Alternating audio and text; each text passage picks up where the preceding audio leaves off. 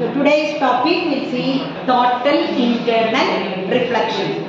So when a ray of light falls, that is from an object, when it falls an interface, so XY shows the interface that celebrates a denser medium from a rarer medium. So denser medium, for example, water. Water is denser to air. So if you consider the object A is at A, it travels from denser medium to a rarer medium and falls at the interface XY. So there are two things that can happen. One, it can get partly reflected to the same medium, it gets reflected, and partly it will get refracted.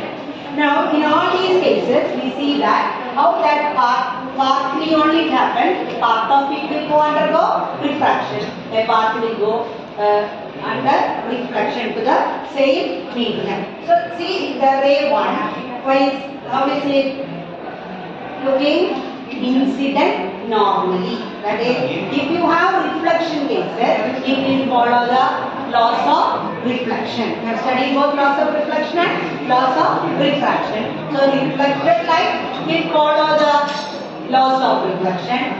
Refracted light will follow the laws of refraction. So the first one it goes straight without any deviation because it falls normally. That is, angle of incidence is equal to, it goes straight without any refraction or deviation in the path. Now we are given here 1, 2, 3, 4. 4 different rays. How do they represent in the refracted light or the reflected light? So in the first case, the ray 1, it makes an angle I1 with the normal. So N1 is the normal drawn at the point O1. Ray 1 falls at O1 and then gets the partly reflected part. I have not shown in the diagram. It gets partly little bit will come back to the same medium. We call it a reflection. That I have not drawn in this. That more number of rays will be there. I have shown only this white one, which is the refracted ray. You measure what is angle of refraction, angle of incidence I1, and then measure angle of refraction R1. So it gets refracted as per law of refraction. Now consider the second ray. Ray 2 falls at O2. It makes an angle I2 with it. It also undergoes refraction. And you see that here it is from denser medium to rarer medium. Denser medium to rarer medium. The ray bends towards the normal. Now, denser to rarer, so away from the normal. So you can see that here angle of incidence is I1, angle of refraction R1, but R1 is greater than I1. Why is it so? Because refraction is from denser medium to the rarer medium. It bends away from the normal. Now see second one I2. I2 increase. I2 is greater than I1 from the same object A. In the denser medium, ray of light is moving, falling at O2. As this is increased, here we see that angle of refraction also increases. That is about ray 2. Now, ray 3, incident at O3, it is with an angle of incidence. I mark it as IC. Anything special for this ray? The ray 3, in which I have marked, first ray I have marked angle of incidence I1. Second ray I marked it as I2. Third one I have not written as I3. I have written it as IC because there is some speciality for this ray. You can see. What is it? Its angle of refraction is, what is it? It makes an angle 90 degrees. So this is a special angle of incidence at which the angle of refraction becomes equal to 90 degrees. This is called critical angle. That is why I am marking that IC not I3. It is critical angle marked as IC. How do you define it? It is the angle of incidence in the denser medium at which the angle of refraction in the rarer medium becomes equal to 90 degrees. So this angle of incidence in the rarer denser medium at which the angle of refraction in the rarer medium is equal to 90 degree. This angle of incidence we call it the critical angle. So that is about ray 3. Now I have drawn one more ray.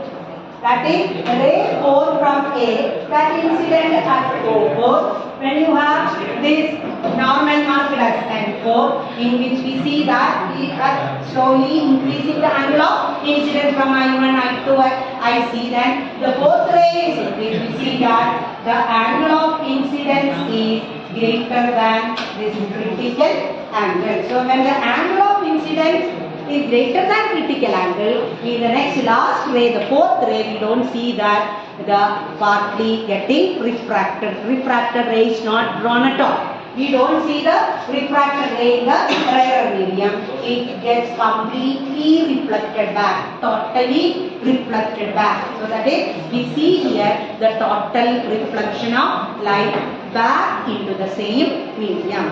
So this phenomenon in which a ray of light that travels in the denser medium and falls here at the interface at an angle of incidence greater than the critical angle gets reflected back to the same medium, getting totally reflected back to the same medium. This phenomenon is called total internal reflection. It is getting internally reflected. So for the other one also you have, for all these rays you will have this partly reflected to the same. This is called internal reflection. To the same medium it gets reflected back. But for the angle I greater than IC, what is happening? It is completely getting back or reflected back to the same medium.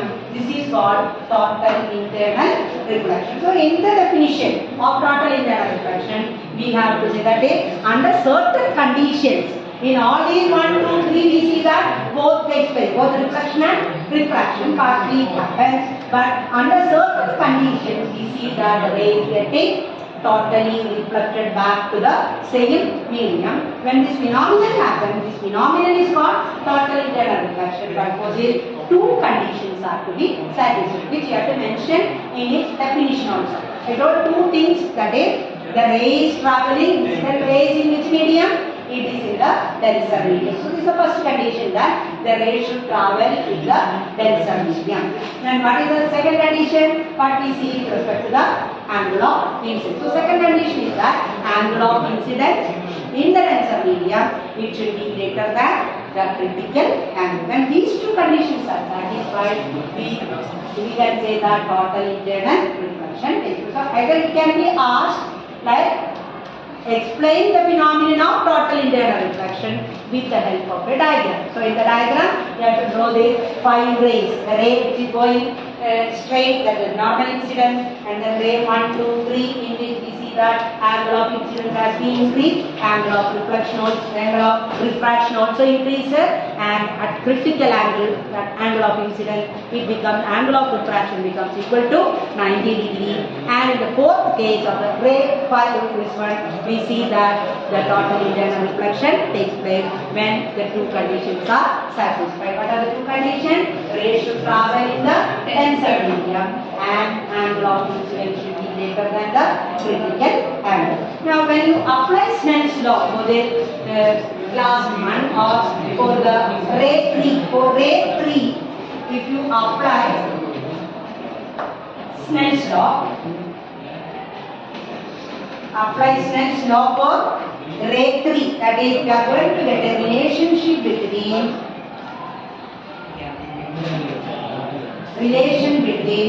critical angle and the refractive index.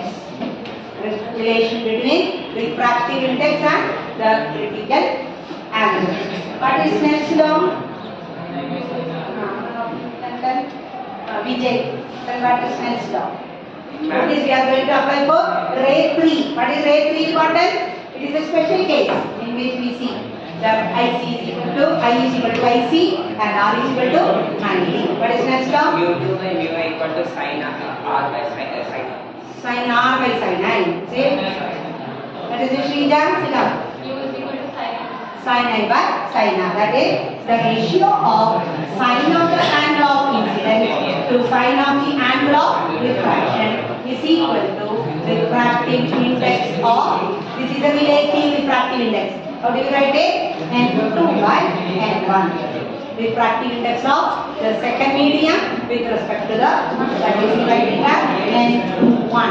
Refractive index of second medium with respect to the first medium. Now here first medium is denser, second medium is rarer. So when you apply this, what is that is rarer medium? I will written it as air. So you are getting it as refractive index of air with respect to water, because refraction is from water to air. Therefore, what is that by applying refraction here when Snell's law is applied? It is NaW. You are getting refractive index of air with respect to water. That is, you are to write it as sine of IC divided by sine of R. Next is equation sin I by R. Sin I by sin R. Now I is equal to IC. What is R? R is equal to 90. So you are getting refractive index of air with respect to water. Therefore, your this equation of refractive index of air with respect to water becomes sin IC divided by sin 90. So what is a refractive index of air with respect to water is equal to sin IC. But normally we write always refractive index of denser medium with respect to the rarer medium. Therefore, we should write it as refractive index of water with respect to air. It is equal to 1 by sin IC. So in general, if you write that, if it is N2 by N1, refractive index of the second medium with respect to the first medium, or rarer with respect to denser medium, right? It is equal to 1 by sin IC. You take 2 as the denser medium and 1 as the rarer medium. Normally we write like that, but in this example, as the condition is from denser to rarer, we have taken as 1 as the denser medium, 2 as the rarer medium. Otherwise, when you write, it is the refractive index of denser with respect to rarer. What is say? It is 1 by sin IC. This is called relation between the critical angle and refractive index. By using principle of reversibility, we are getting it as 1 by sin IC. What is the principle of reversibility of light? When you interchange the medium, you have to take the reciprocal. That is, refractive index of air with respect to water is sin IC. What is water with respect to this one? It is 1 by refractive index of water, air with respect to water. That medium, if it is interchange, you get the equation, principle of reversibility of light. So you are getting it at 1 by sin IC. Anyway, anytime when you are taking refractive index of denser medium with respect to the rarer medium, it is 1 by sin of the critical angle. So in this, we have different applications of total internal reflection. We apply this in optical fibers, in the working of optical fiber. Then in cutting of diamond, the brilliance of diamond, that is, it is different for different pairs of media, the critical angle. So it is very less in the case of diamond, 24.4 degrees, the critical angle. Therefore, for any this one, it suffers total internal reflection many times. That is why we get brilliance in the sparkling of diamonds. Similarly, we use it in totally reflecting prisms. That is to make the ray to deviate 180 degree or 90 degree, we have the prisms, that is totally reflecting prism, that also is based on the total internal reflection. Two things we observe in nature also, which we can explain based on the total internal reflection. It is mirage formation. You must have heard this in or studied this in class 10. You feel that there is water on a hot summer day on the road surface. You see that one illusion. It's an optical illusion. You see that water is present. That is called mirage formation. That also can be explained based on mirage. There is a total internal reflection. And you have another one just the opposite of this. That is called looming. Looming is also because of total internal reflection. Okay. Thank you.